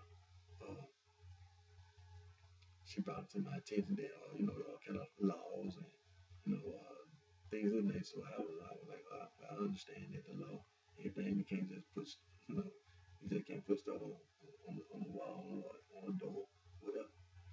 And well, I ended up having a private meeting with the human resource manager and everything, talking about the gang and all this. So and even before that morning, just so happened, I didn't know, but had a meeting and everything about the company and everything. And I'm sitting there with the president of the company and with the human resource manager and a couple of employees. So before the end of the meeting, the president of the company was like, well, anybody got anything else to say? So I brought it up. I was like, well, we're having this issue about gangs and street gangs and all this stuff on the job, and people come to work with tattoos on their body, wearing colors and all this. So he was like, well,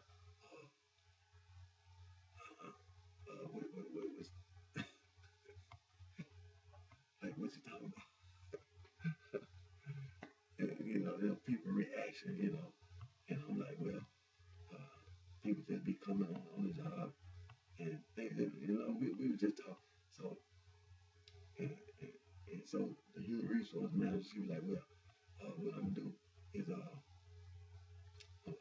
gonna talk to you in private, and but I got another meeting, so it's later on before the end of the day. So after my break, I ended up having a private meeting with the human resource manager about this, about gangs and on the job and all this, about the law, about putting stuff on the break room door and things in that, so we got that understood, and but like I say, when I'm out here on the street, see things I do, see I'm not in a game no. See, this was the point I was making when I did that. See, when I read the law, this is the federal law. This is the anti-gang initiative. This is the law. So this is the point I was making. That when I'm on my job, people be walking around wearing some kind of color, or you got some kind of tattoo to identify yourself as a gang. Well, I'm identifying myself as not a gang member. I'm not a gang member. And so that's what I got understood. Even if it was inappropriate to put a piece of paper on the break room door, I made myself perfectly clear that I'm not no gang member. I'm not no gang member. See, my mentality is the mentality of the federal government. See, when the law said that they can pass law, but then I'm not listening to nobody on the street saying that there's nothing you got to say to me. I've been going all my life. I was raised. I ain't been no game up. I've been walking around all my life, and I'm still walking around. So, I got that understood. And I'm out here on the street. I'm on the street. Eric Dwayne Johnson, right here in Memphis, Tennessee, I'm on the street. So, again, my name is Eric Dwayne Johnson, also known BrightShine. I live right here in the city of Memphis. It's in the county of Shelby. It's in the state of Tennessee. And thank all my family, my support for your continued encouragement and support. And I'm still working on my entertainment and music industry. I ain't abandoned, just throw it to the side and nothing like that. But it was just, this needs to be addressed. Because there's a lot of people walking around who have this opinion that gang stuff is acceptable, and it's not. See, like I told you, I've been walking around all my life. I was a little kid walking around. Man, I was not affiliated with no junk like that. And nobody gonna make me do nothing like that. And to this very day, I'm still walking around.